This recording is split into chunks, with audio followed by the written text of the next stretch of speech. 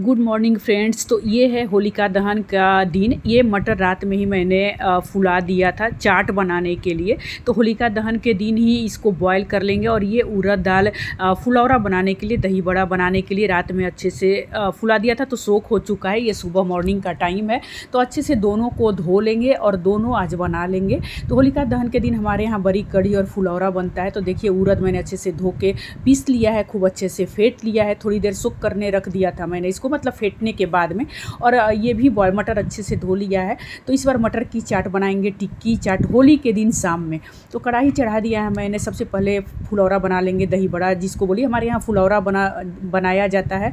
और आज traditional day होता है होलिका दहन के दिन। तो ये देख रहे हैं टेम्परेचर, तेल अच्छे से गर्म है कि नहीं, बहुत ज़्यादा तेज़ तेल गर्म नहीं होना चाहिए। और बैटर हमारा रेडी है कि नहीं, यानी कि अच्छे से फेंटा हुआ है कि नहीं। जितना फेंटिए उतना ही बढ़िया सॉफ्ट बनता है, बहुत लाइट वेट हो जाता है। और डालिए तो खुद से पलट जाता है तेल में। ऐसा होना चाहिए बैटर इसका, हमारे यहाँ फुलौरे का होता है। तो ये गोल गोल हम बनाते हैं, फ्लैट नहीं बनाते हैं। कभी सोचते हैं कि फ्लैट ज़रूर बनाएंगे, लेकिन बनाते समय भूल जाते हैं। तो ये बना लिया है मैंने, डाल दिया है। उसके बाद रेड मैरून कलर का थोड़ा सा कड़क बनाते हैं हम, ज़्यादा सॉफ्ट नहीं बनाते हैं। तो इस बार ना गर्म पानी में डालेंगे, इसलिए क्योंकि सारा मट्ठा में नहीं डालेंगे, हमारे यहाँ डायरेक्ट मट्ठा में डाला जाता है।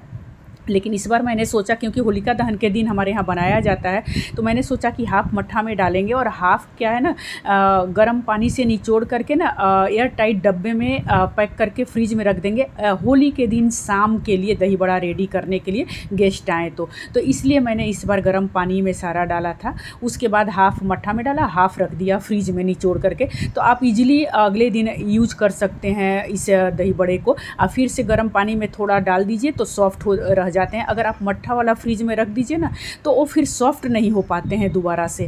तो इसलिए मैंने ये उपाय किया। और उसके बाद ना कढ़ी बड़ी बना लेंगे। इन सब की रेसिपी अक्सर हम शेयर करते हैं, तो इस बार बहुत ज़्यादा डिटेल्स नहीं दिखाया। स्लैब वैसे भी भरा हुआ रहता था, हाथ में पेस्ट लगने से ना स्टैंड छुए, मोबाइल स्टैंड टच कीजिए तो वो सब ना लग जा रहा था बार बार।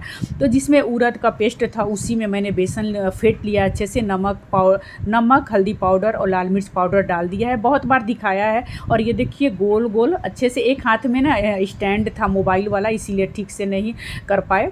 और ये देखिए कितना सुंदर गोल गोल, बहुत अच्छा सॉफ्ट फूल भी गया था। और इसी तेल में ना पनीर मैंने थोड़ा सा फ्राई कर लिया। कृष्णा के लिए पनीर की सब्ज़ी बनाई थी। बहुत सोचना पड़ता है किसके लिए क्या, किसके लिए क्या।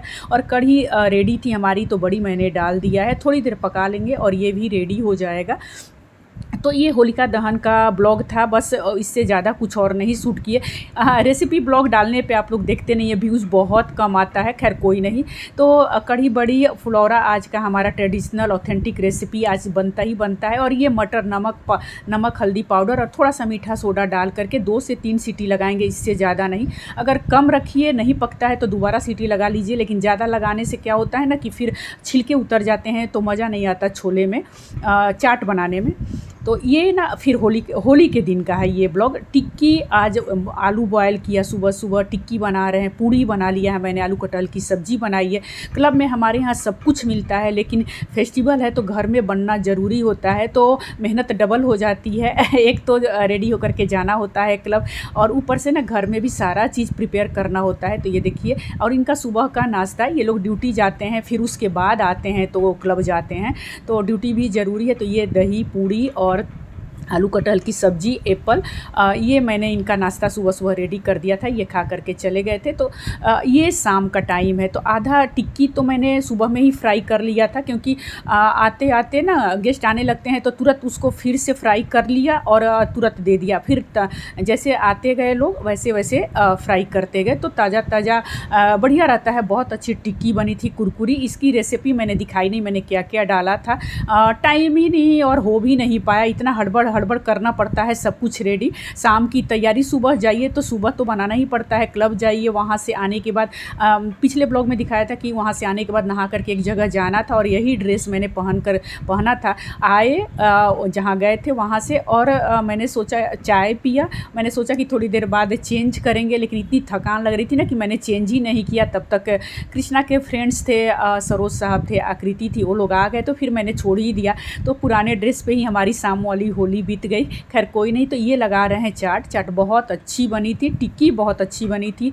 और मटर तो मैंने एक दिन पहले ही इसीलिए उबाल लिया था, क्योंकि होली के दिन बिल्कुल टाइम नहीं मिलता है। सुबह कुछ और बनाना होता है, शाम की तैयारी करनी होती है, बर्तन वगैरह सारा एक्स्ट्रा निकालना पड़ता है। बहुत सारे गेस्ट तो नहीं आ पाए, कुछ मतलब ऐसे ही कुछ दिक्कत से आ नहीं पाए, नहीं तो और भी आने वाले थे। जैसे मोना मिश्रा साहब लोग नहीं आ पाए थे। तो ये कृष्णा के फ्रेंड्स वो लोग खा लिए हैं चाट। सबसे पहले वो उन्हीं को मैंने चाट खिलाया, गुलाब जामुन खिलाया, उसके बाद सरोज साहब और आकृति को दिया मैंने। तो ये अंशुल मोना आई है ना कोटा से, होली बाद चली जाएगी। तो अंशुल कोई भी चीज़ नहीं खाता है, मीठा कभी भी नहीं खाता है, लेकिन वो मेरे हाथ का गुलाब जामुन खाने के लिए स्पेशली होली के दिन ज़रूर आता है। उसको मेरे हाथ का गुलाब जामुन बहुत पसंद है और हम उसका सोच के भी बनाते भी हैं।